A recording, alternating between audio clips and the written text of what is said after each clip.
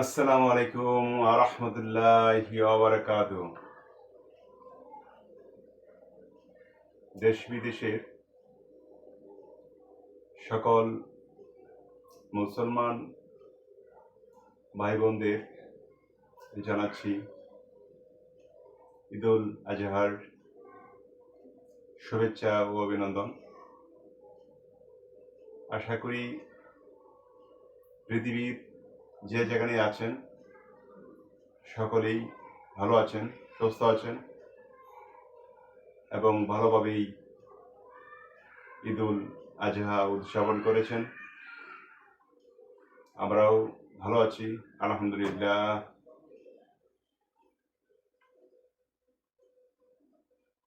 আজকে পূর্ব নির্ধারিত লাইভে জয়েন করেছি, যেহেতু গ্রামের বাড়িতে যাইনি, গ্রামকে খুব মিস করছি, আপনাদের সবাইকে মিস করছি। ভাবলাম যে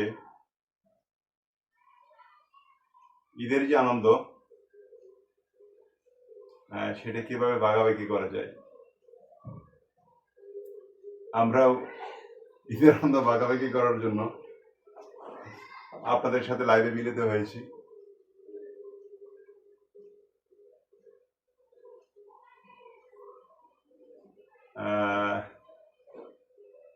যারা লাইভে জয়েন করবেন তারা যদি কোনো প্রশ্ন করতে চান করবেন।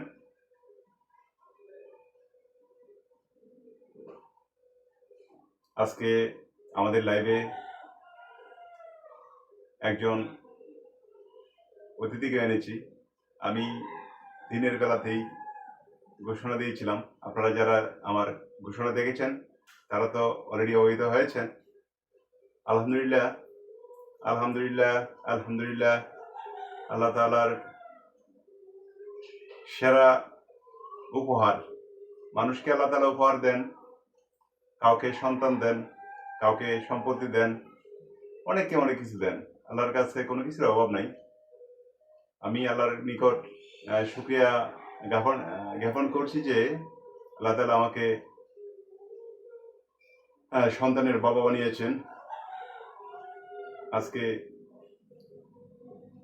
আমার বড় সন্তানকে নিয়ে আমি লাইভে হাজির হয়েছি, জাস্ট ঈদের আনন্দ ভাগাভাগি করার জন্য। সবার সাথে মত বিনিময় করা বলেন, একটু গল্প করা বলেন, শেয়ারিং করা বলেন। লাইভে যারা জয়েন হয়েছেন তাদেরকে অসংখ্য ধন্যবাদ। পরবর্তীতে যারা আসবেন তাদেরকে ধন্যবাদ। আজকে আমাদের বিষয় ছিল কোরবানি ঈদের প্রসঙ্গ।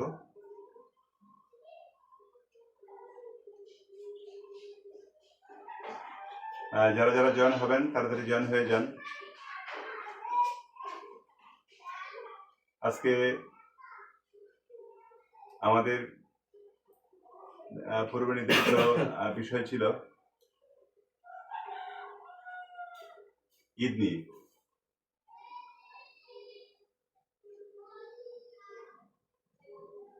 কাজেই আমরা ঈদ নিয়ে একটু কথা বলবো। ঈদ হলো মুসলমানদের সবচেয়ে ধর্মীয় মানে বড় বড় যে উৎসবগুলো রয়েছে, সবচেয়ে প্রধান যে উৎসবগুলো, সবচেয়ে প্রধান এবং ধর্মীয় উৎসব বোধহয় ঈদুল আজহা এবং ঈদ উল ফিতর। দুটা ঈদে আমাদের জন্য খুবই গুরুত্বপূর্ণ। এর মধ্যে ঈদুল আজহা খুবই তাৎপর্যপূর্ণ, এটা সকলেই জানে। আমরা যারা মুসলমান আর আমরা জন্মের পর থেকেই ঈদুল আজহা এবং ঈদ উল ফিতরের গুরুত্ব অনুধাবন করে আসছি।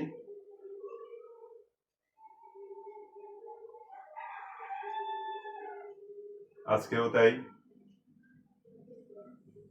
হয়তো এক সময় মোবাইল ছিল না, ইন্টারনেট ছিল না, আমরা এইভাবে ঈদুল আজহাকে উপভোগ করতে পারিনি। যেহেতু সুযোগ পেয়েছি, সেহেতু একটু কথা বলার চান্স নিলাম। এখন আমরা প্রাসঙ্গিকভাবে ঈদের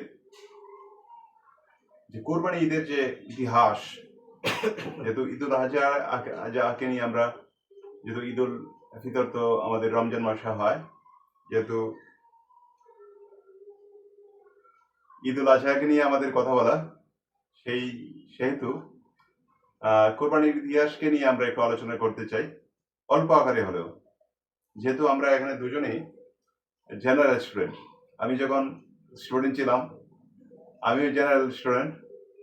আমার বাচ্চা কোনো মাদ্রাসার স্টুডেন্ট না, যেহেতু সে জেনারেল স্কুলে পড়ে, তাও তাকে আশা করি সে ঈদুল আজহার গুরুত্ব অনুধাবন করে।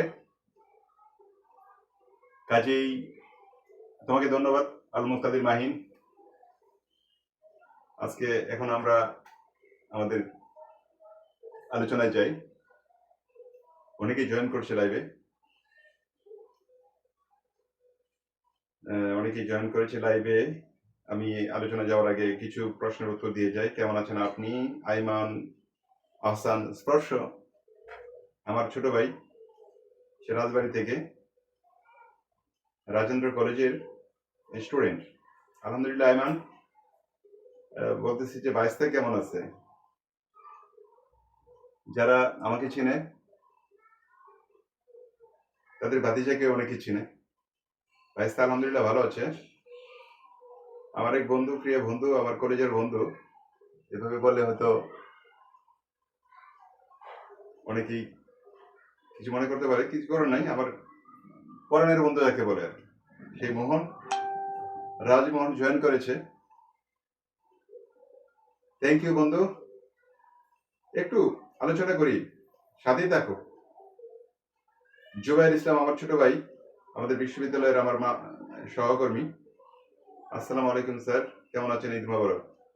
ওয়ালাইকুম আসসালাম রহমতুল্লাহি ওয়া বারাকাতুহু। জুবাইর, ঈদ মোবারক, ঈদ মোবারক, ঈদ মোবারক। সরি, একটা আমার ভাই বলেছে ফরিদপুর থেকে আইমান। ফরিদপুর থেকে আইমান, সঠিক, ফরিদপুর, ভুলে গেছিলাম। আইমান, ঈদ মোবারক। আচ্ছা, আমি আমার সন্তানের নিকট থেকে শুনতে চাই কোরবানি ঈদের ইতিহাস সম্পর্কে যদি অল্প আকারে তুমি বলো, যে আমাদের মুসলমানদের যে ধর্মীয় উৎসব, যেহেতু এটা আমরা ফ্রেন্ডলি একটা লাইভ করছি, আমাদের খুব প্রতিষ্ঠিত কোনো চ্যানেল না, জাস্ট আমাদের ফ্রেন্ডলি একটা শেয়ারিং সবার সাথে। মানে ঈদকে অন্য মানুষের সাথে, যে কেউ কেউ হয়তো বা গ্রামে গল্প করছে, কেউ কেউ নদীর পাড়ে ঘুরছে, কেউ কেউ হাওড়ে ঘুরছে, নৌকা দিয়ে ঘুরছে, কেউ বা কক্সবাজারে গিয়েছে। আমরা যেহেতু কোথাও যাইনি, আমরা ইনডোর জাস্ট একটু মত বিনিময় করা, এটা বিচলিত হওয়ার কোনো কারণ নেই, কোনো ধরনের হেজিটেশনের ব্যাপার কোনো দরকার নাই।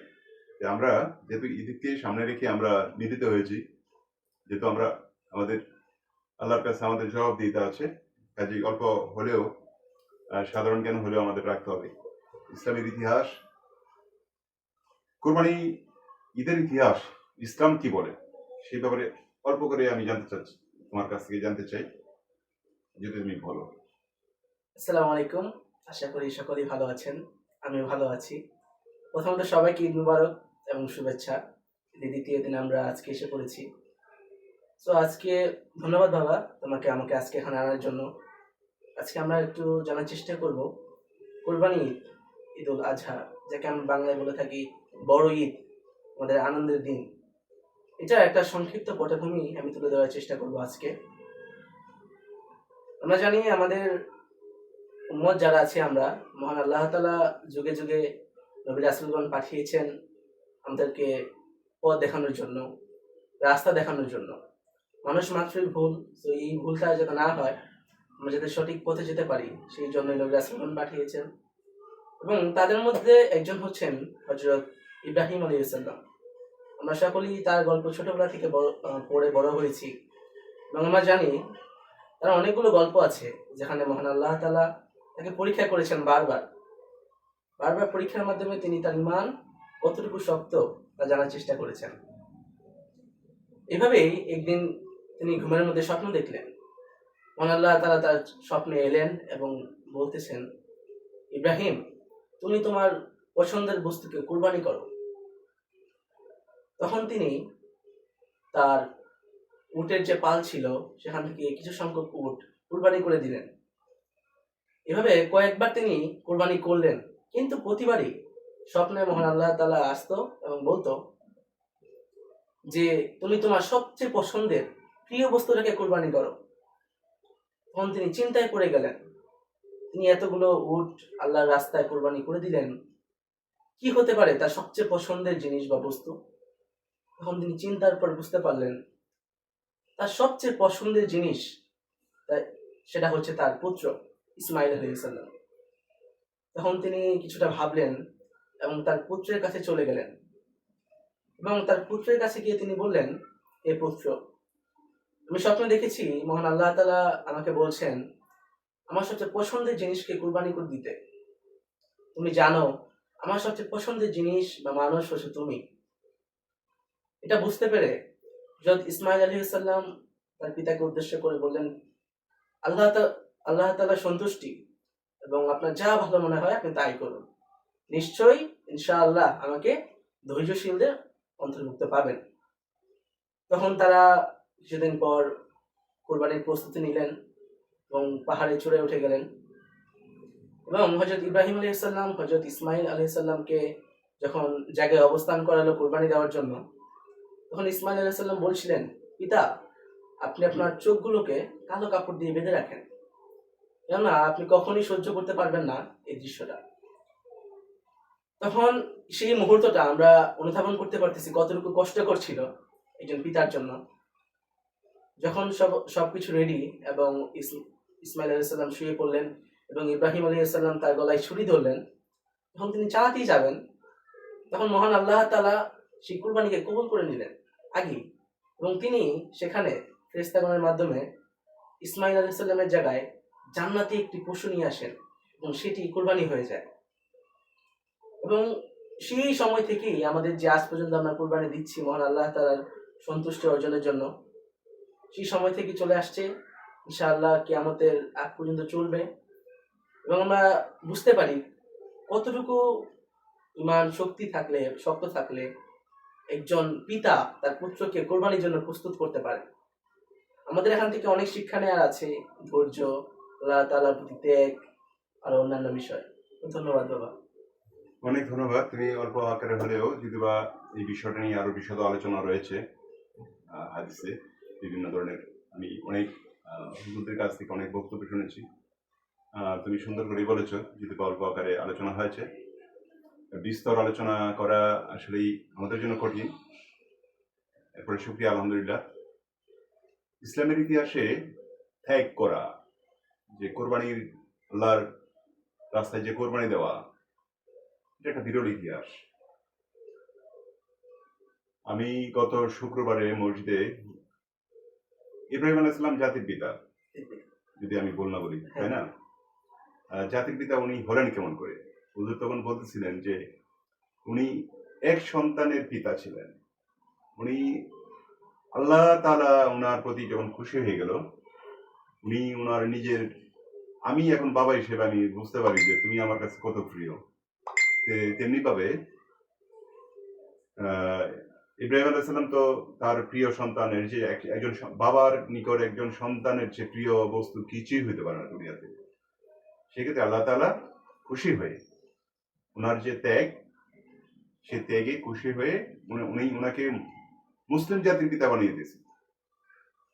জিনিসটা আমি জানতাম। এরপরে হুজুর যেভাবে বললেন, খুব চমৎকার ভাবে হুজুর বলতেছিলেন, একজন পিতা একজন সন্তানকে আল্লাহ রাস্তায় কোরবানি দেওয়ার যে সহিহ নিয়ত উনি করলেন, আল্লাহ তাআলা কবুল করে নিলেন।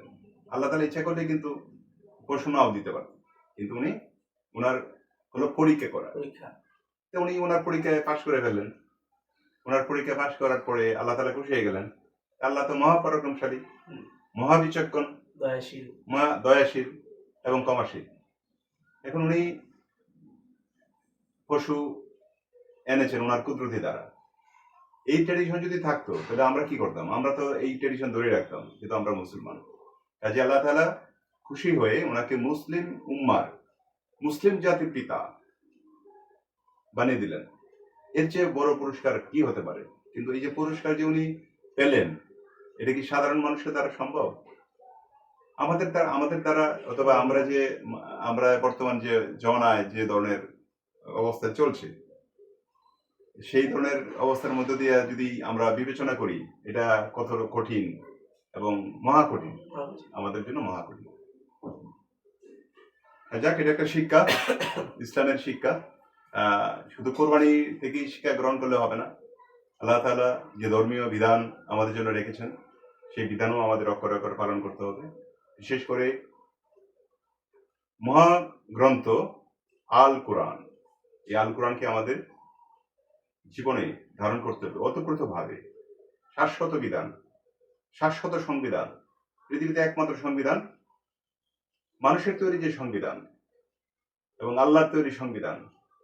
মানুষের তৈরি সংবিধান যে কোনো সময় মানুষ পরিবর্তনশীল। এটা রাষ্ট্রের প্রয়োজনে, জনগণের প্রয়োজনে, সময়ের প্রয়োজনে অনেক সময় অনেক কিছু পরিবর্তন করা সম্ভব, কিন্তু আল্লাহর যে সংবিধান, সেই চিরন্তন জীবন বিধান, এটা পরিবর্তন করা কখনোই সম্ভব নয়।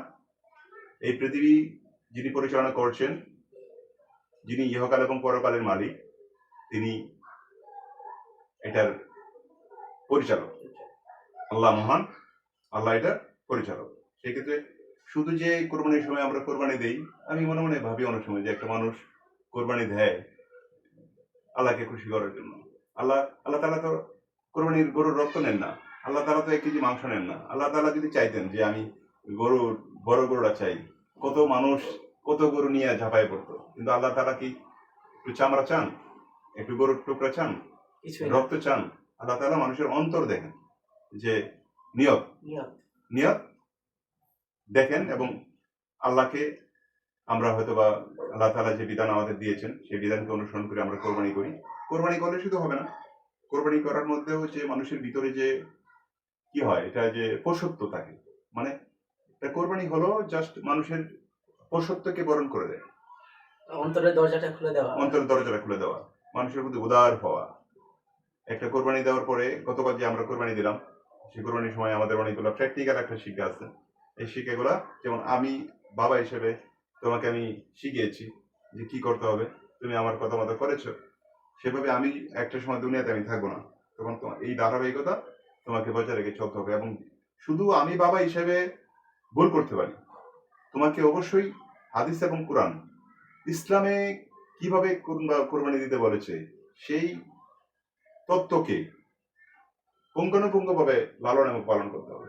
অনেক বাবারা আছে কিন্তু, যে আমি ঢাকা শহরে অনেক দেখছি যে কোরবানি দিল, গরিব মানুষগুলাকে হিসেবে রাখলো না, অথবা প্রতিবেশী একজন আছে তার হক সে আদায় করলো না, অথবা আমার অনেকেই কোরবানি দিতে পারে না, তাই না, খোঁজ খবর নিল না, গরিবের হক আদায় না করে, লোক দেখানো কোরবানি, এগুলো হয়, অনেকেই করে। এটা করা যাবে না। আশা করি তোমরা, আমরা যেমন, আমি আমার বাবার কাছ থেকে শিখেছি, আমি তোমাকে শিখাচ্ছি এবং শিখাচ্ছি। আমার কথা যদি ইসলাম সম্মত না হয়, তা তুমি বাধ্য নও আমার কথা মানতে, স্পষ্ট। এটা কিন্তু একটা বিষয় আছে, এটা আমরা লাইভ করতেছি ফ্রেন্ডলি, যেহেতু আমি ফ্রেন্ডলি তোমাকে শিখাচ্ছি। যে ধরো আমি কোরবানি দিলাম, কোরবানি দেওয়ার পরে আমার যেভাবে আল্লাহ বলেছেন কোরবানি দিতে, আমি আল্লাহর বিধান আমি নামে মাত্র পালন করলাম, আমি নিজেই কোরবানির মাংস বক্ষণ করলাম, এতে কোরবানি হবে না। কিন্তু কোরবানির মধ্যে যদি গরিবের হক আছে, এই হকগুলো পুঙ্খানুপুঙ্খভাবে পালন করা উচিত। অনেকভাবে কোরবানি দেয় সারা দেশে। আমি এর আগেও একটা লাইভ করছিলাম ঈদের আগে, যাদের সাধারণ মানুষ, যাদের গরিব মানুষের হক আদায় করে, রিকোয়েস্ট করছিলাম। আমার রিকোয়েস্টকে রাখলো না, আমি আমার বক্তব্য দিয়েছি।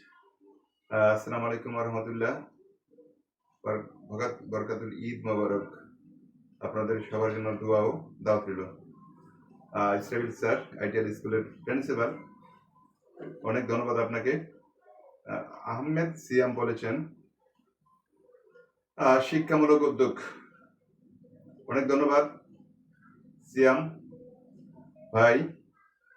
আমরা চেষ্টা করছি আমার মনে হয় যে আমাদের যারা আছে, আমাদের সন্তান, আমাদের ছেলে মেয়েরা, অথবা আমাদের যারা, ধরেন আমাদের আলোচনা থেকে, বাচ্চাদের আলোচনা থেকে, আজকে আমার বাচ্চাকে আমি লাইভে জয়েন করলাম এই কারণেই যে শিক্ষার তো কোনো শেষ নাই। শিক্ষার কোনো শেষ নাই। আমরা জন্ম থেকে মৃত্যু পর্যন্ত শিক্ষা অর্জন করা ফরজ, তাই না? সেক্ষেত্রে শিক্ষা শেষ করা যায় না, শিক্ষার কোনো শেষ নাই যেটা বলে। বিদ্যা, একটা কথাই আছে না যে কবিদের কোনো এই কথাটা যে হাদিসে বোধহয় আছে যে ইলমে দিন শিক্ষা করা প্রত্যেক মুসলমানের উপর ফরজ। রাইট, ইলমে দিন শিক্ষা করা প্রত্যেক মুসলমানের উপর ফরজ। কাজেই যেহেতু ঈদকে বেস করে আজকে আমাদের আলোচনায় আমরা থাকবো। আরেকটা হলো বাস্তব জীবনে কোরবানির প্রভাব। আমরা যে জীবন আচার আমাদের, সেই জীবন আচারে কোরবানি ঈদের যে প্রভাব রয়েছে, বিশাল প্রভাব, এটা গুরুত্ব অপরিসীম, তাই না?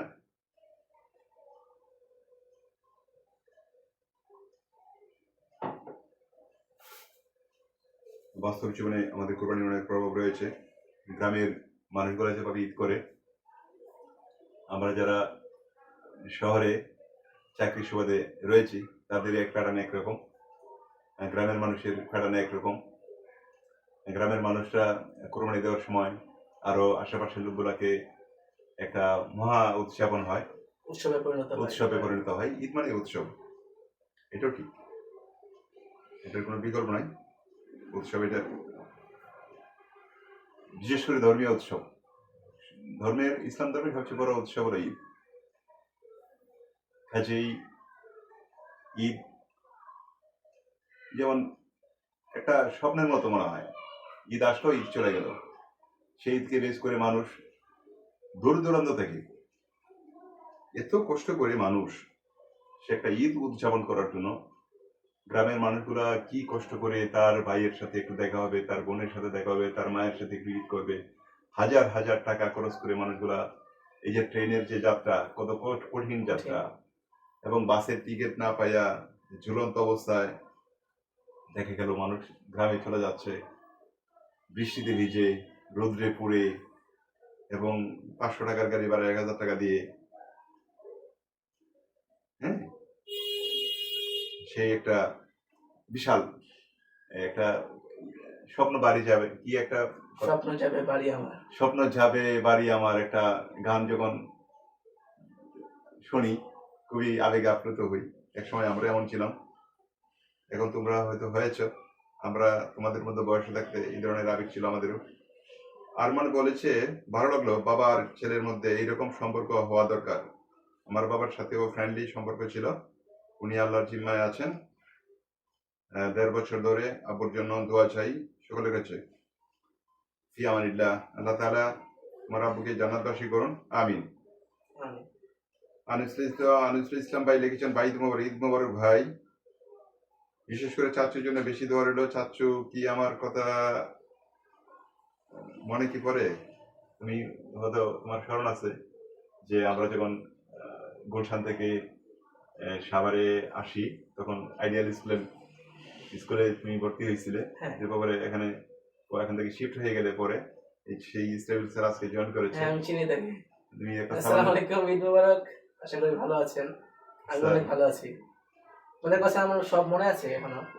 ইসরাইল স্যার, আপনার কথা আপনার ভাতিজার অনেক মনে আছে। আমি একটু আলোচনায় নিয়ে আসলাম, কারণ আপনার স্কুলটা এখন অনেক সুন্দর হয়েছে, তুমি জানো কিনা? গতকালকেও গিয়েছিলাম বিরুলিয়ার দিকে, তো বাড়িটি একটু দেখলাম। হ্যাঁ, 3 তলা বিল্ডিং হয়েছে, বড় হয়েছে, অনেক সুন্দর হয়েছে। হ্যাঁ, ইসরাইল স্যার আপনার তো বিশাল উন্নতি হয়েছে, আলহামদুলিল্লাহ। আল্লাহ তাআলা অনেক বরকত দিয়েছেন আপনাকে। আপনার স্কুল টিন শেড থেকে ফাউন্ডেশন দিয়েছেন, বোধহয় 5 থেকে 6 তলার, 3 তলা পর্যন্ত করে ফেলেছেন।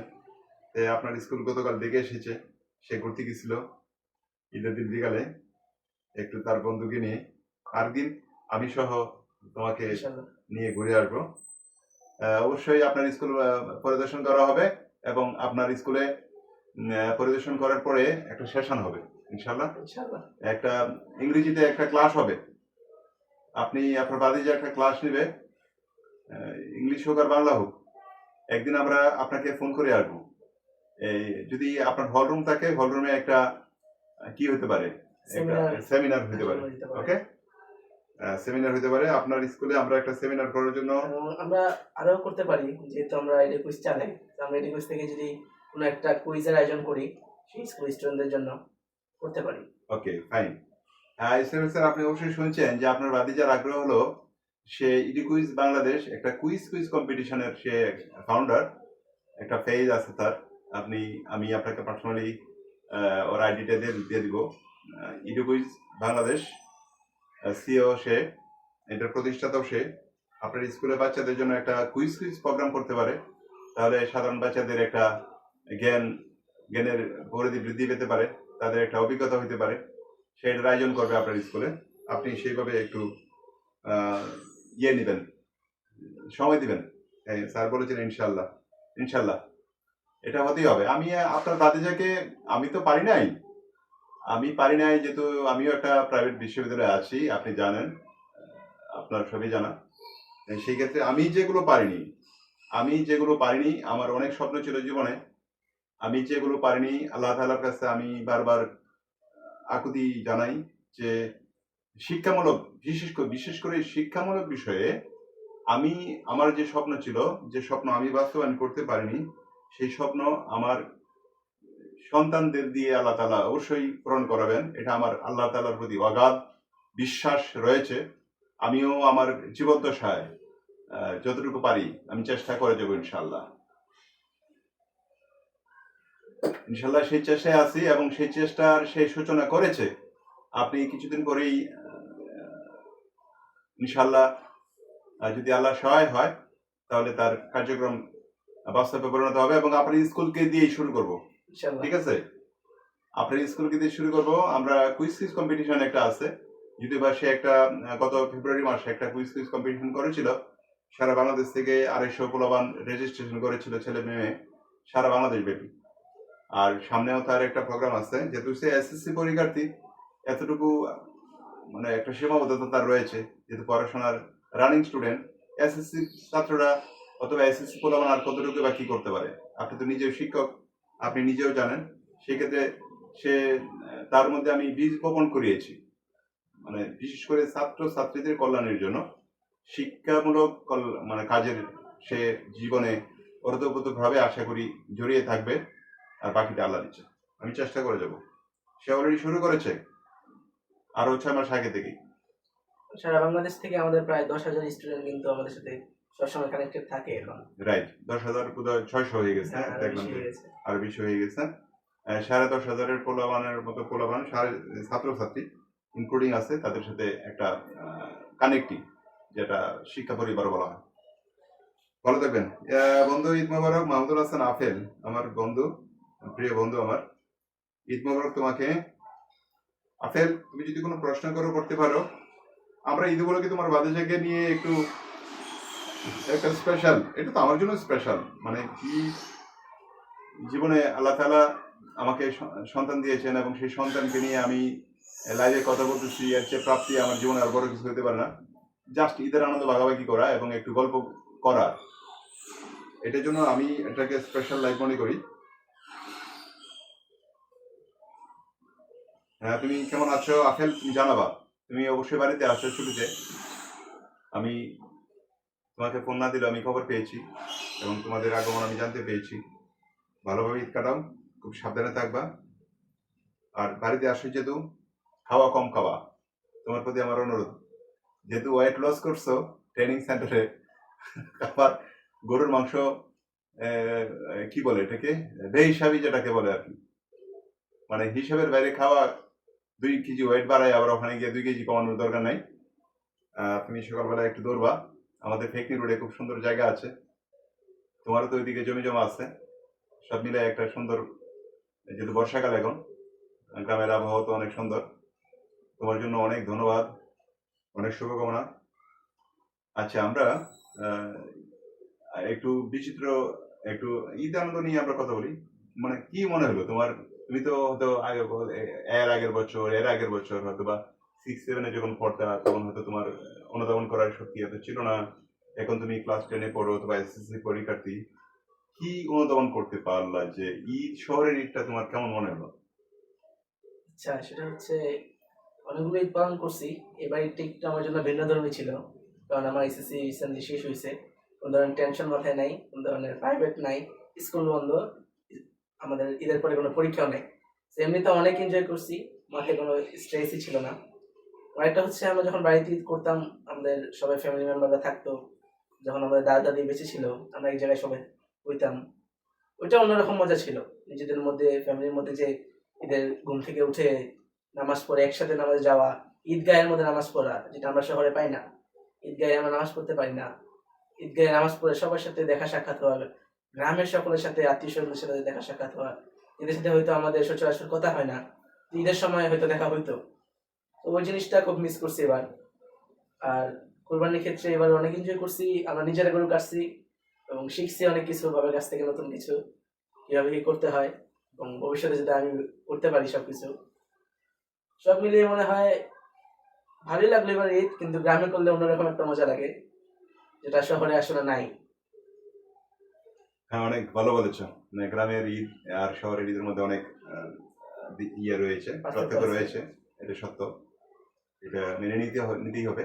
তো আগামী বছর থেকে আমরা ইনশাল্লাহ চেষ্টা করব গ্রামে ঈদ করার জন্য, ইনশাল্লাহ। ইনশাআল্লাহ। যদি সব ঠিকঠাক থাকে, ইনশাল্লাহ, আল্লাহ যদি সহায় হয়।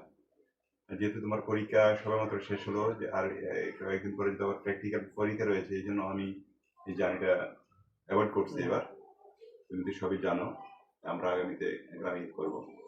ঈদ একটা স্পেশাল ডে, এবং ঈদ, আমি যদি বা একটু কিছু অপ্রিয় কথা বলি, মানে কিছু ক্রিটিক্যাল জিনিসগুলা শিক্ষার গ্যাপিং রয়েছে। যেমন ঈদ অনেকের জন্য আনন্দের, বিত্তশালীদের জন্য, সামর্থ্যবানদের জন্য, সামর্থ্যবানদের জন্য। যারা অঢেল টাকার মালিক, মালিক। ধনী মানুষের জন্য ঈদটা খুবই আনন্দের। কিন্তু কিছু কিছু সময় গরিব মানুষের জন্য ঈদগুলা খুবই কষ্টকর। কষ্টকর হয়ে যায়, অনেক সময়, অনেক ক্ষেত্রে। তুমি তো নিজেই দেখছো যে কালকে একটা গরু কোরবানি দেওয়ার সময় কতগুলো মানুষ, গরিব মানুষ, অসহায় মানুষগুলা, তারা আসছে, ধারাধারি করছে, সেক্ষেত্রে তাদের জন্য তো কষ্টকর। কষ্ট লাগে। তা আমরা চাই এই মানুষগুলো গরিব আর না থাকুক, সবাই সমর্থবান হোক, সবাই যেন নিজের মতো কোরবানি দিতে পারে। এটা অবশ্য, এই ক্লাসিফিকেশনটা ধর্মীয় দৃষ্টিকোণ থেকে যদি বিশ্লেষণ করা হয়, তাহলে এই ক্লাসিফিকেশন যুগের পর যুগ ছিল, থেকেই যাবে, হয়তো কিয়ামত পর্যন্ত হইতে থাকবে। কারণ আল্লাহ তাআলা সবাইকে সমান মর্যাদা দিয়ে, সমান পদাধিকার দিয়ে দুনিয়াতে পাঠান নাই। এটা একটা পৃথিবীর একটা, কি বলবো, নিয়ম। একটা নিয়ম, পৃথিবীর নিয়ম, এবং আমরা বংশ পরস্পরা এইভাবেই চলে আসছি। সেই ক্ষেত্রে এরপরেও মানুষগুলোর প্রতি মানুষের মানবিকতার, মনুষ্যত্ব বোধ এবং মানবতা বোধ, যে জায়গাটা আরো আরো বড় হওয়া দরকার। বড় হওয়া দরকার। কারণ ঈদ এসেছে, সামর্থ্যবানরা কোরবানি দিয়েছে, সামর্থ্যবানরা কোরবানি দিতে দেয়, এবং গরিব মানুষগুলা তাদের অসহায়ত্বের কারণে রাস্তায় রাস্তায় ঘুরে একটু গোস্ত খাওয়ার জন্য অথবা একটু তবারক নেওয়ার জন্য। সেক্ষেত্রে অনেক সময় যে আমরা যা দেখি, দেখলে মন খারাপ হয়। শহরে আমরা দৃশ্যপট তুমি দেখছি গতকাল, কাউকে আমাদের আমাদের আমাদের আমরা এমন কোনো কথা না বলি যে কেউ ছোট হোক, কোনো ধনী মানুষের গায়ে আঘাত লাগবে, তবুও যেন আমার কাছে জিনিসটা খুব ব্যথিত করে। কোনো কোনো সময় আমার মধ্যে খুব হৃদয়ে দাগ টানে। আমার মনে হয় যেন আমি যদি সামর্থ্য হইতো যে আমি একটা গরু শুধুমাত্র গরিব মানুষের জন্য যদি কিনতে পারতাম। যে আমারও অনেক সময় পারিবারিকভাবে যদি একটু স্মৃতিচারণ করি, আমরা এককভাবে কোরবানি দিতে পারি না যদি বা এখন পর্যন্ত।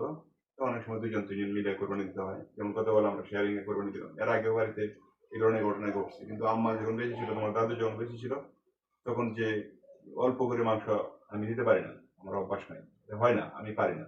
অনেক সময় অনেকে কৃপণ আদা করে এক টুকরা দু টুকরা গোস্ত দেয়। তো মানুষকে হাত, বড় হাতেই গরিব মানুষগুলোকে হেল্প করা উচিত। অনেকেই কৃপণতা করে এই জায়গায়। যাই হোক, এটা তাদের ব্যক্তিগত বিষয়। কিন্তু সারা বছর একমাত্র কোরবানির দিন মানুষগুলা কিন্তু ধনী মানুষের দিকে তাকায় থাকে। সারা বছর গ্রামে, হ্যাঁ, ওরা না পেলেও এতটা কষ্ট লাগে না, রাইট, ঈদের দিন আশেপাশে শুধু মাংস রান্না করে, বিশেষ করে তাদের সন্তানদের জন্য কষ্ট লাগে বেশি আর কি। কেবলমাত্র ঈদের দিন, সারা বছর কষ্ট না থাকলেও কোনোভাবে তারা জীবনযাপন করে, Right. কিছু একটা খায়। Right. কিন্তু মানে সারা বছর একজন লোক যদি একটা গরু কোরবানি দেয়, নিজে খাবে যে বিয়ে বাড়িতে, কেউ গিয়ে কিন্তু একটু চায় না। মাংস চায় না, তাই না? এই কোরবানির দিন মানুষ জানে যে ইসলামের বিধান অনুযায়ী, ইসলামের রীতিনীতি অনুযায়ী যারা কোরবানি দিবে 3 ভাগ করবে, 1 ভাগ আমাদের দিবে, তাদের হক। এটা তাদের অধিকার কিন্তু অধিকার। আসলে গরিব মানুষগুলো কিন্তু একটা অধিকার। আমরা খুব তুচ্ছতাচ্ছিল্য ভাবে দেখি, কিন্তু তুচ্ছতাচ্ছিল্য ভাবে দেখার কোনো অধিকার কারণ নাই। নাই। যদি মানুষের ভিতরে ইমানি চেতনা থাকে কারো বিরুদ্ধে, কারো মনের বিরুদ্ধে, যে ইচ্ছাকৃত ভাবে কাউকে ছোট বানানোর, ছোট মনে করার, যদি মনে করে তাহলে কি হবে যে কোরবানি আল্লাহ ছাড়া কেউ জানে না। আমি বলতে পারবো না যে কোরবানি হবে না, কিন্তু না, কোরবানি কি হবে আল্লাহ মালুম।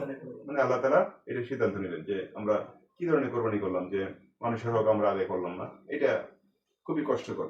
আর যাই হোক, ঈদের আনন্দ সবার সাথে ভাগাভাগি করতে হবে এবং ঈদকে আনন্দময় করে তুলতে হবে।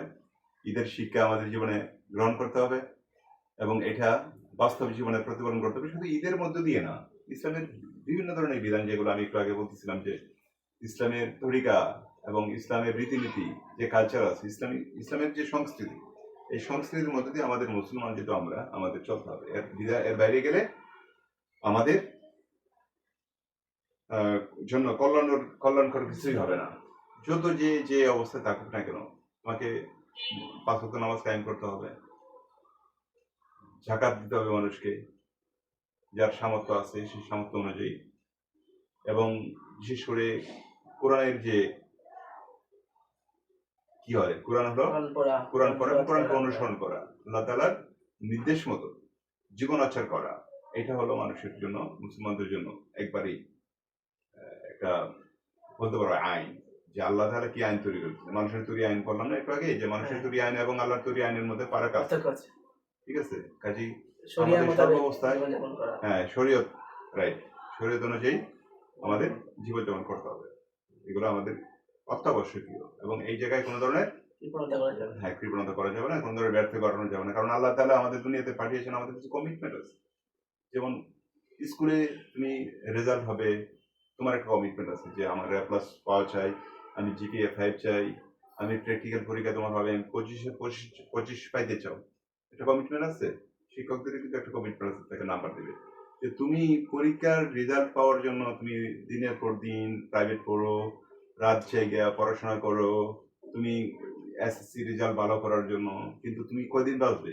এই যে SSC পাস করবে, HSC পাস করবে, হয়তো তুমি পরে অনার্স মাস্টার্স করবে দুনিয়াতে তোমার ভালো রেজাল্টের জন্য, ভালো একটা চাকরি পাওয়ার জন্য, ভালো একটা ক্যারিয়ার হওয়ার জন্য তোমার এত কষ্ট, এত ত্যাগ, এত তিতিক্ষা, খাওয়ার সময় খাও না, আরো 2 ঘন্টা পরে খাও, এত জার্নি।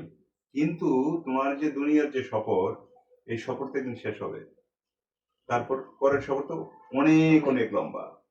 সেই ক্ষেত্রে ওই যে কমিটমেন্ট আছে দুনিয়াতে, যেমন তোমার কমিটমেন্ট, আল্লাহ আমাদের দুনিয়াতে পাঠিয়েছেন, আল্লাহ তাআলা কিছু কাজ করার জন্য কিন্তু দুনিয়াতে পাঠিয়েছেন।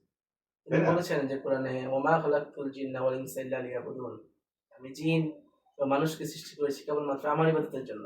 রাইট, তোমরা যাই করো তোমাদের আমাকে খুশি করো তোমরা। অনেক সুন্দর কথা বলেছো তুমি। তোমার এই কথা শুনে আমার প্রাণটা ভরেই গেল। আল্লাহ তাআলা দুনিয়াতে পাঠিয়েছেন তার ইবাদতের জন্য, ইবাদত করার জন্য, এবং আল্লাহ তাআলার পথে আল্লাহ তাআলা যে গাইডলাইন দিয়েছেন, আমি যদি ভুল না করে বলি, আল্লাহ তাআলা তার ইবাদত করার জন্য বলেছেন এবং একটা গাইডলাইন দিয়ে পাঠিয়েছেন। তুমি এই গাইডলাইনের বাইরে গেলেই তুমি দর্শক হয়ে যাবে। তুমি নট অনলি তুমি, আমিও, আমরা কেউ দুনিয়াতে থাকবো না।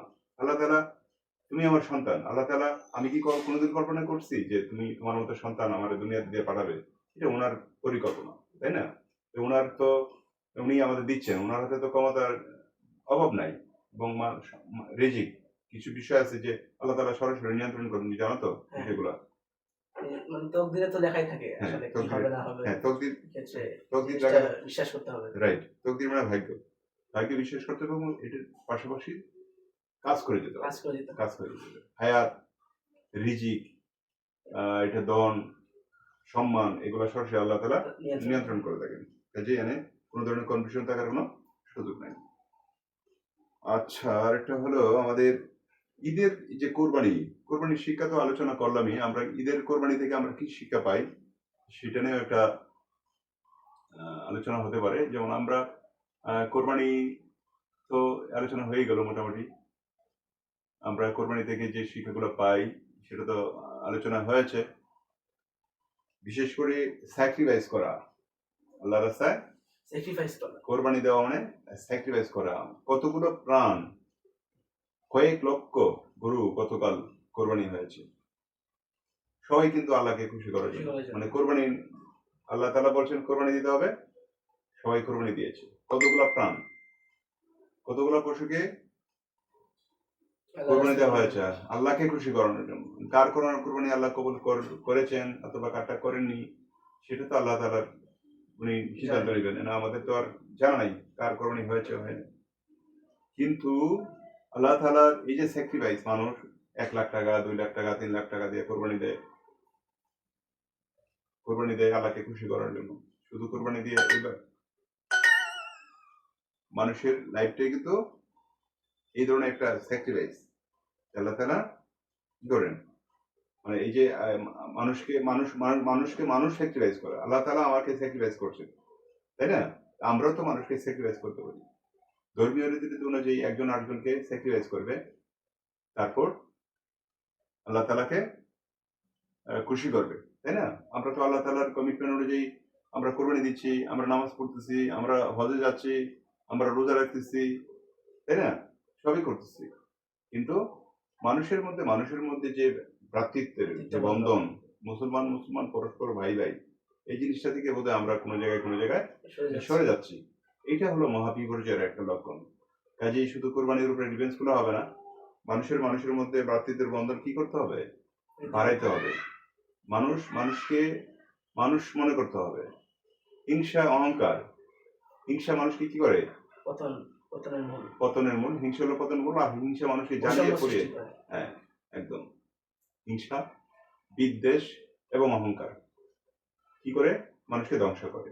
এইগুলা যদি মানুষের মধ্যে থাকে, মনুষ্যত্ব বোধ সম্পন্ন মানুষ, আমি অনেক সময় বলি, অনেক সময় তোমাকে নিয়ে আমি বলি যে আল্লাহ, তুমি আমার সন্তানকে মনুষ্যত্ব বোধ সম্পন্ন একজন মানুষ বানিয়ে দাও।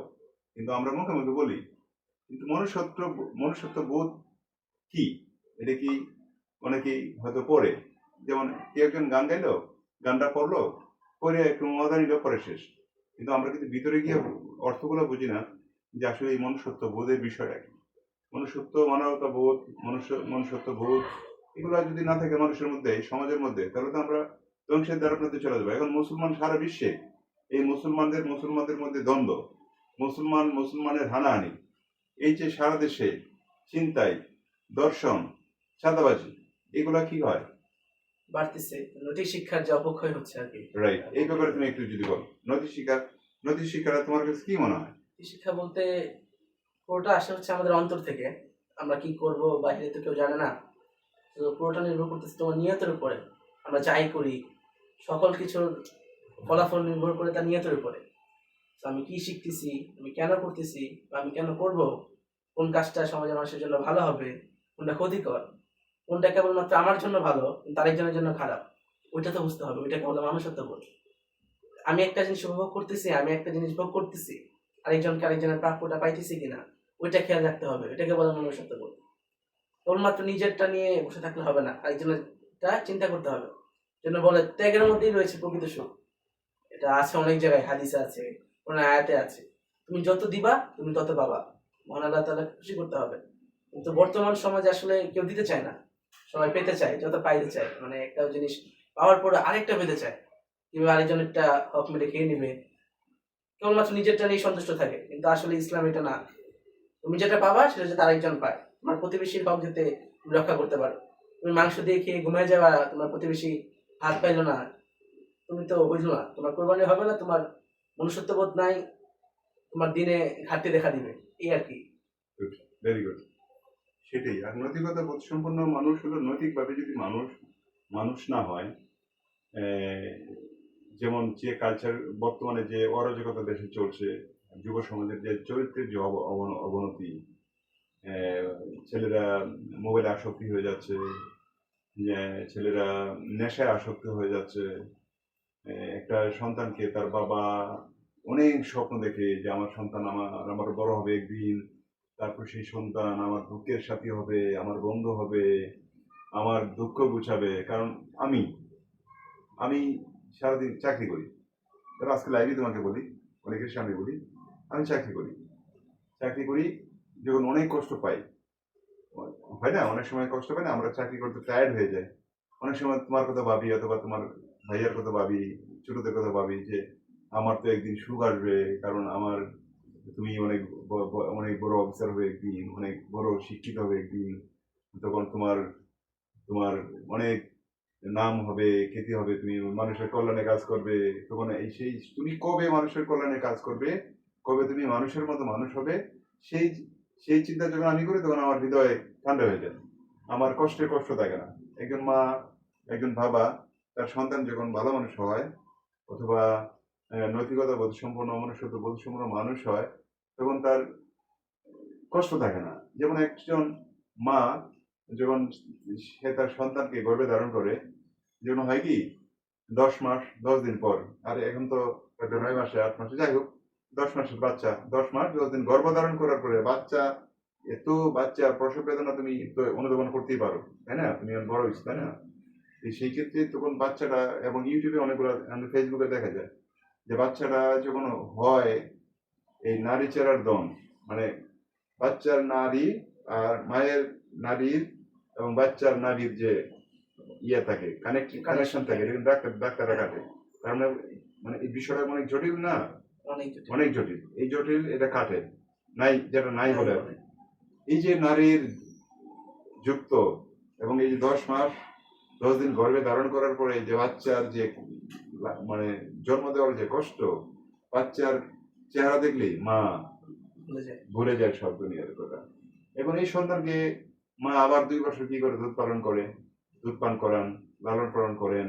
তুমি তো এক সময় ছোট থাকতে আমার বুকে হাগুম করে দিতে, আমার এখনো তোমার আমি গল্প শুনে না, যে আমি তোমার করে নিয়ে থাকতাম, তুমি আমার বুকে হাগুম করে দিতে, আমার এত আনন্দ লাগতো যে আমার বাচ্চা আমার বুকে হাগুম করে দিচ্ছে, খুব শান্তি পাইতাম তখন।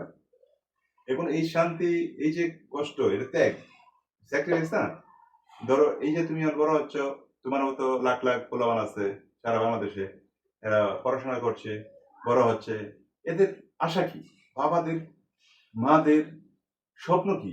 যে আমার সন্তান এমন কিছু করবে না যে আমি কষ্ট পাবো, আমার সন্তান এমন কিছু করবে না যে আমার আমাকে কেউ ছোট করে কথা বলবে, আমার সন্তান এমন কিছু করবে না যে নাকি তোর একটা নালিশ আকারে আসবে যে আপনার ছেলে তো চরিত্র ঠিক নাই, আপনার ছেলে তো এই করে সেই করে, আপনার ছেলে তো অসামাজিক কাজে লিপ্ত, আপনার ছেলে তো নেশাগ্রস্ত, আপনার ছেলে তো এই কোনো আছে না সমাজে কত বিকৃত ঘটনাগুলো ঘটতেছে।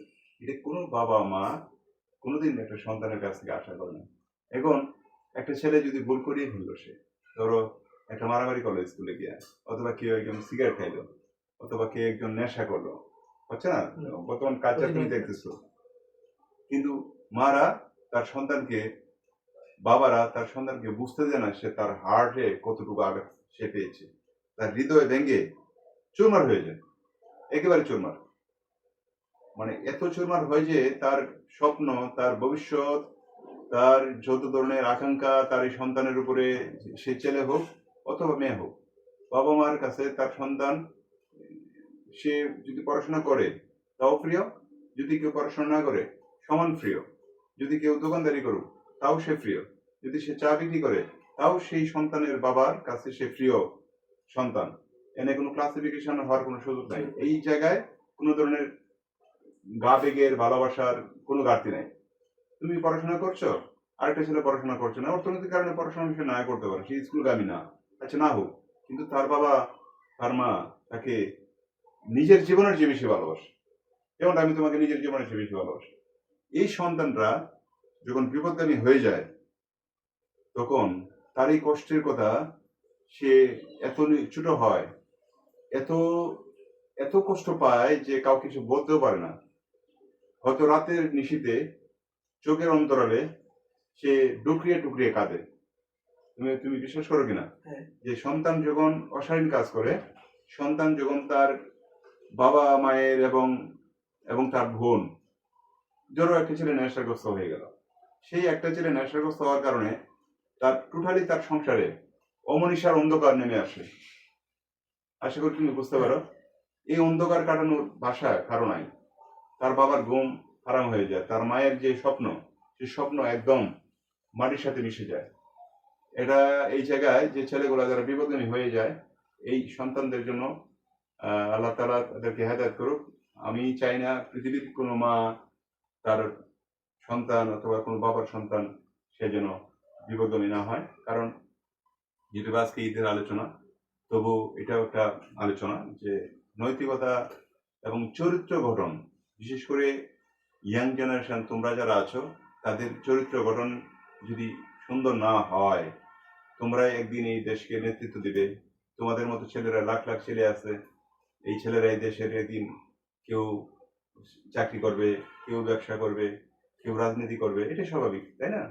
এবং তোমার এই যে তোমাদের জেনারেশন, আপকামিং জেনারেশন, আমাদের জেনারেশনের সময় আমরা ছিলাম, তোমাদের জেনারেশন, এই জেনারেশন কোনোভাবেই মানে এটা কি বলে, এটাকে বিপদগামী, যেটা বলে বিপদগামী হওয়ার কোনো সুযোগ নাই। এবং সারা বাংলাদেশে অনেক সন্তান তার বাবা মায়ের কষ্টের কারণ হয়ে যাচ্ছে। এক ধরনের নেশা, এক ধরনের অসামাজিক কাজের সাথে ওরা লিপ্ত হচ্ছে। এটা থেকে যেন আল্লাহ তাআলা তাদেরকে হেদায়েত করে, সেটার জন্য শুভকামনা রইল। আরেকটা হলো মাসুম জয়েন করেছে, আমাদের মাসুম মালয়েশিয়া থেকে, প্রিয় ভাই আমার আরিয়ান জাহান রনি, সেই দুবাই নাকি? দুবাই। দুবাই। তুমি কেমন আছো রনি? রনি, তোমাকে ঈদ মোবারক জানাচ্ছি। আমরা আজকে লাইভে আসলাম গল্প করার জন্য। কেমন আছো জানাবা। যাই হোক, লাইভ বোধহয় অনেকক্ষণ হয়ে গেছে আমাদের, না? 1 ঘন্টার কাছাকাছি সময়। আমরা আর বেশিক্ষণ লাইভ করবো না। আমাদের জন্য সবাই দোয়া করবেন। আমরা আপনাদের সবার জন্য দোয়া করি। অনির্ধারিত আলোচনা চলছে। আলোচনা কিছুদিন পরে চলবে। আমরা আপনাদের সবার সুস্থতা কামনা করি। সবার জীবন ফুলের মতো সুন্দর হোক, অনেক সুন্দর হোক। সবাই সবার জায়গায় সুখে শান্তিতে থাকবেন। আমাদের পরিবারের জন্য, আমার সন্তানের জন্য আপনারা সবাই দোয়া করবেন। আমরাও আপনাদের জন্য দোয়া করবো ইনশাআল্লাহ। কারো কোনো প্রশ্ন আছে কিনা? যদি প্রশ্ন থাকে আমরা প্রশ্নের আলোকে আলোচনা করব।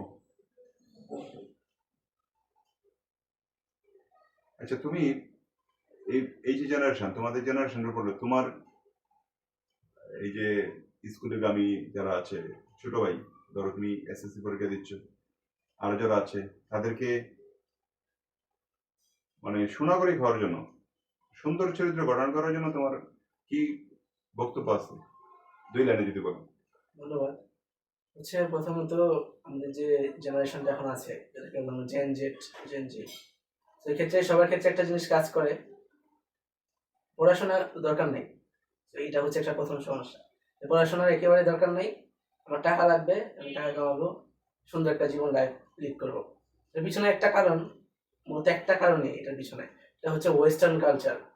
আমাদের যে সোশ্যাল মিডিয়াগুলো আমরা প্রতিনিয়ত রিলস স্ক্রল করি সারাদিন, সবাই মোবাইল ব্যবহার করে, আমিও করি, যেটা আমরা সারাদিন রিলস দেখতে থাকি।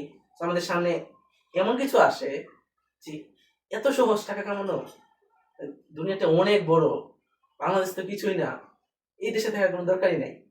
তো দেশকে যখন ঘৃণা করবেন তখন আসলে কিছু করতে পারবেন না। দেশপ্রেম কিন্তু ইমানের অঙ্গ। তো দেশের প্রতি টান না থাকলে তো আসলে কিছু করতে পারবে না। তো ওই ক্ষেত্রে যে শয়তানের যে ফাঁদ, ওইখানে তারা পা দেয়। বইয়ের শিক্ষারও দরকার আছে, ধর্মীয় শিক্ষারও দরকার আছে। সব শিক্ষা নিয়ে কিন্তু মানুষের জীবন একটা পূর্ণাঙ্গ জীবন গঠিত হয়। সেক্ষেত্রে এটাই হবে, শিক্ষার কোনো শেষ নেই, শিখো। এবং যে সোশ্যাল মিডিয়া থেকে দূরে থাকো, ভালোটাকে গ্রহণ করো, খারাপটাকে ত্যাগ করো। কারণ সোশ্যাল মিডিয়ায় তুমি কখনোই ভালো জিনিস পাবা না, তুমি যদি না চাও, কিন্তু খারাপ জিনিস তোমার সামনে আসবে। সেক্ষেত্রে এটা সবচেয়ে বড় সমস্যা বর্তমান সময়ে। আমরা আসলে সেই ডিভাইসটাকে আমরা ঠিকভাবে ব্যবহার করতে পারি না, যার কারণে অনেকেই পথভ্রষ্ট হয়ে যায়। এটা হচ্ছে সমস্যা আর কি। থ্যাংক ইউ, অনেক ধন্যবাদ। চমৎকার ভাবে তুমি অল্প কথার মধ্যে অনেকগুলো কথা এখানে আসছে। বর্তমানে ছেলেরা তো স্কুলগামী ছেলে যারা স্কুল এবং কলেজে পড়ে যারা, এরা তো লেখাপড়া করার জন্য হলেও ধর তোমাকে ফেসবুক মানে মোবাইল, একটা লাগবেই। অ্যান্ড্রয়েড মোবাইল লাগে। তারপর ওরা মিস ইউজ করে, যেটা হলো যে আমি গুগলে গেলে একটা লেখা পাই, অথবা চ্যাট জিপিটির মাধ্যমে অনেকে পড়াশোনা করে, যেমন তোমরা করো অনেক সময় হেল্প নাও। এইভাবে বোধ হয় ছেলেরা পথভ্রষ্ট হয়ে যায়। পথভ্রষ্ট হওয়ার কারণে লম্বা সময়ের জন্য এত সময়, হিউজ পরিমাণ সময় মোবাইলে মানুষগুলো ব্যয় করে, যেটা নিজের কন্ট্রোলার নিজের মধ্যে থাকে না। থাকে না। থাকে না। এবং ফেসবুক, ইউটিউব, যদি বা আমরা ফেসবুকের কল্যাণে আজকে তুমি আর আমি কথা বলছি, এটা যেমন সত্য।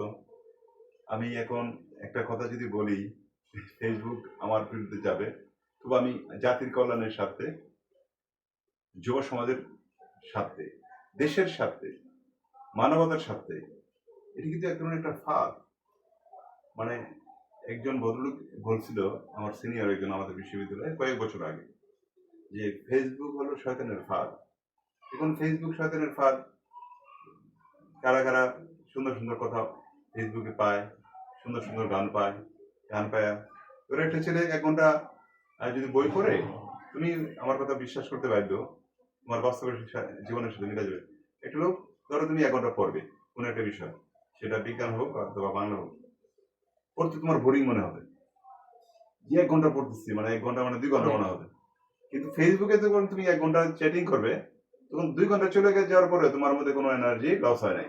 অথচ পড়তে গেলে তুমি বিষয়ভিত্তিক নাম্বার পাওয়ার জন্য, তোমার কেরিয়ার গঠনের জন্য তুমি কি করবে? তোমার পড়তে হবে। সেই পড়ার সময় তোমার কিন্তু মাথা গরম হয়ে গেল, কিন্তু দেখে গেল ফেসবুক টিপতে টিপতে, ইউটিউব টিপতে টিপতে তার 2 ঘন্টা চলে গেল। সে কিন্তু টেরি পেল না যে আমার 2 ঘন্টা চলে গেল। আমি অনেক সময় নিজে এমন বিক্রি হয়ে যাই, অফিসে বসে ঠিক আছে একটা কাজ করার কথা, আচ্ছা 10 মিনিট পরে করি, পরে হঠাৎ করে মোবাইলটা হাতে নিলাম, হাতে নেওয়ার পরে দেখা গেল আমার 20 মিনিট সময় চলে গেল, টেরই পেলাম না। সে হায় হায়, আমার তো কাজটা 10 মিনিট পরে করার কথা ছিল, 20 মিনিট, আধা ঘন্টা চলে গেল। আমি কিন্তু আমার নেশায় আসক্ত হয়ে গেল। আমার বয়সে যদি এমনটা হয়, তাহলে তার যে ইয়াং একটা বাচ্চা পোলাপান, এরা তো বুঝে না, তাই না? এরা আবেগে পড়ে যায়। কাজে আমার ইয়াং জেনারেশনের প্রতি, তোমাদের জেনারেশনের প্রতি আমার অনুরোধ রইল, ফেসবুক যেন আসক্তির কারণ না হয়। যদি আসক্তির কারণ হয়, তাহলে এই যুব সমাজ ধ্বংস হইতে বাধ্য। অলরেডি একটা শ্রেণী ধ্বংস হয়ে গেছে অলরেডি, মানে অনেক টের পাচ্ছে না।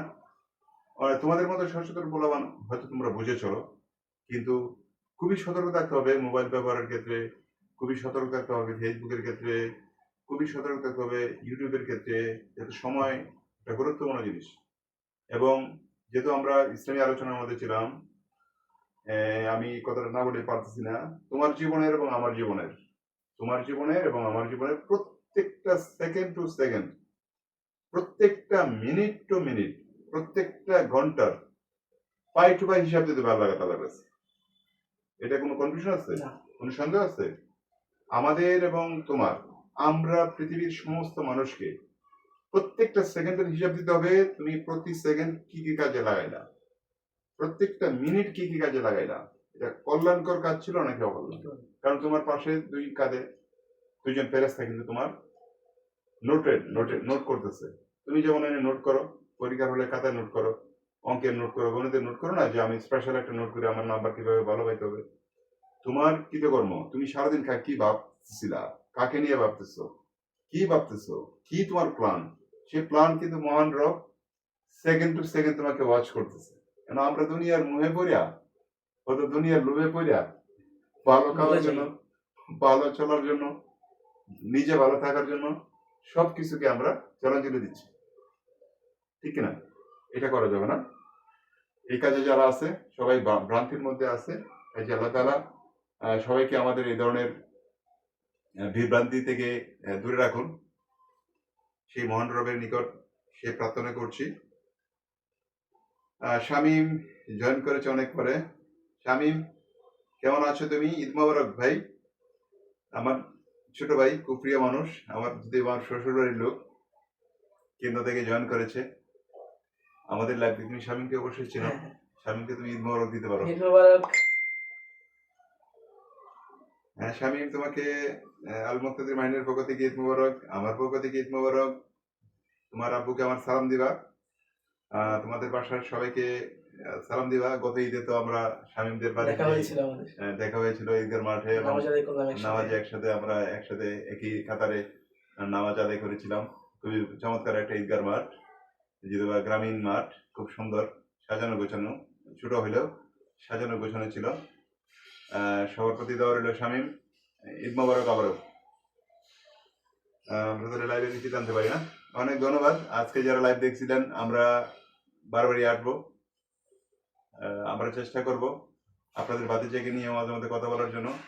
যদি এই কথার মধ্যে যদি কোনো ভুল ভ্রান্তি হয়ে থাকে, ক্ষমা সুন্দর দৃষ্টিতে দেখবেন। আমাদের অনিচ্ছাকৃত ভুল ত্রুটির জন্য আল্লাহ তাআলার কাছে এবং আপনাদের নিকট আমরা ক্ষমা চাচ্ছি।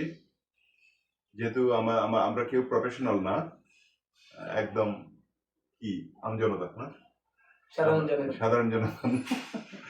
আমরা অভ্যাস করছি, শিক্ষার তো কোনো শেষ নাই। কাজেই আপনাদের উদ্দেশ্যে, যুব সমাজের উদ্দেশ্যে কিছু বলার জন্য আমরা বলতে বলতে হয়তো একদিন শিখে যাব। আশা করি সামনের দিনগুলোতে আমাদের পাবেন।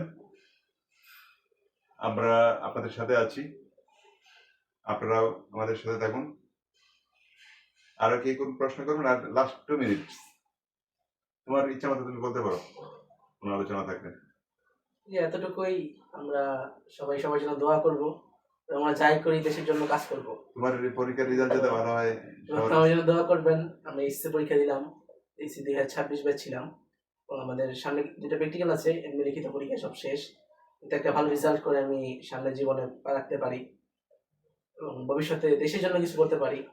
আমার ছোটবেলা থেকে অনেক ইচ্ছা যে দেশের জন্য কিছু একটা করি, তাই না? সবাই তো অনেক কিছু করতেছে, আমরা যদি যে যার যার স্থান থেকে একটু একটু করে করি, তাহলে কিন্তু দেশটা এগিয়ে যাবে না। কেবলমাত্র একটা দেশের ভুল দেখি যে বাংলাদেশে কিছু নাই, বাংলাদেশ আমাদেরকে কিছু দিচ্ছে না, বাংলাদেশের শিক্ষা ব্যবস্থা খারাপ, বাংলাদেশের মান এত ভালো না, আমরা অন্য দেশে চলে যাব। কিন্তু আমাদের কৃত্য করতে হবে, আমাদের তো জনশক্তি, যেহেতু জনগণই হচ্ছে একটা দেশের জনশক্তি।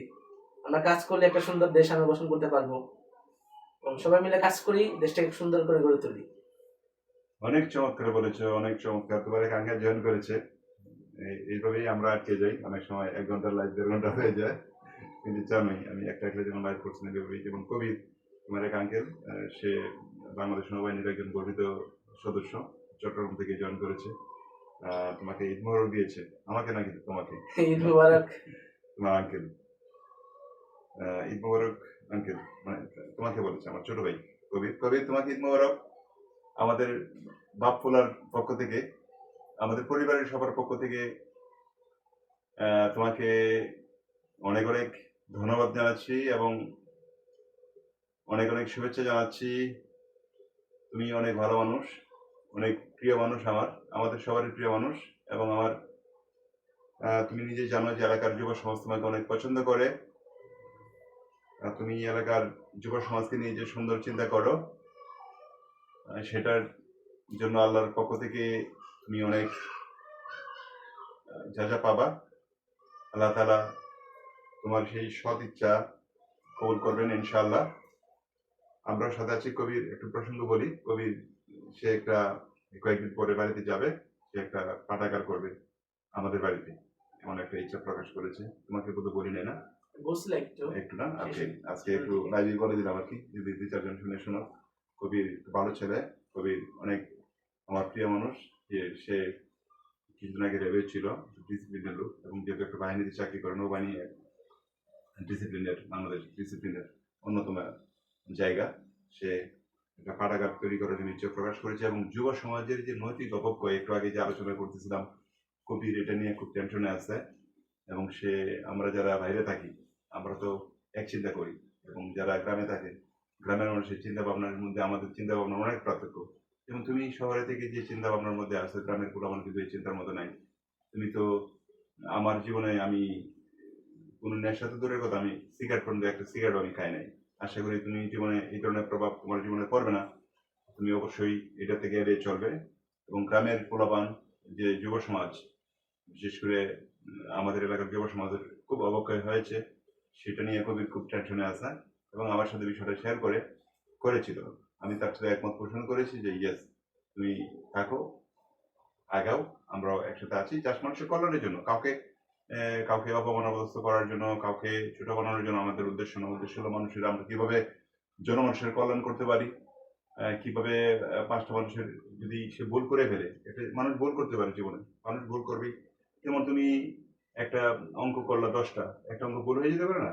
মানুষ চলতে চলতে যুব সমাজ এরা বুঝে না, এদের কোনো গাইডলাইন এরা পায়নি, গাইডলাইন নেই। এদের গাইডলাইন নেই, এদের মেন্টর নাই, তাই না? তুমি যেভাবে ইংলিশে মেন্টর বলো না, Mentor। মেন্টরই তো, মেন্টর নাই।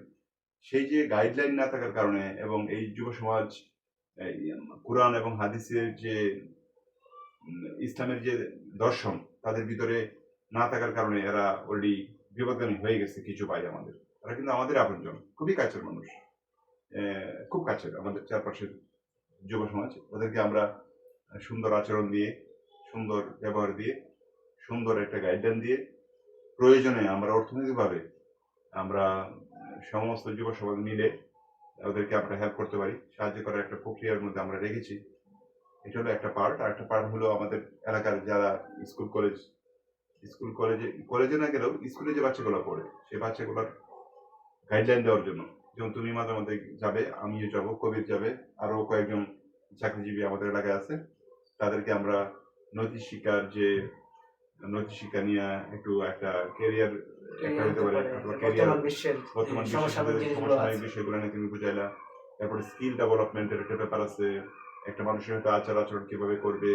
এরা তো শহরের প্রভাবটা ওদের মধ্যে নাই একেবারেই।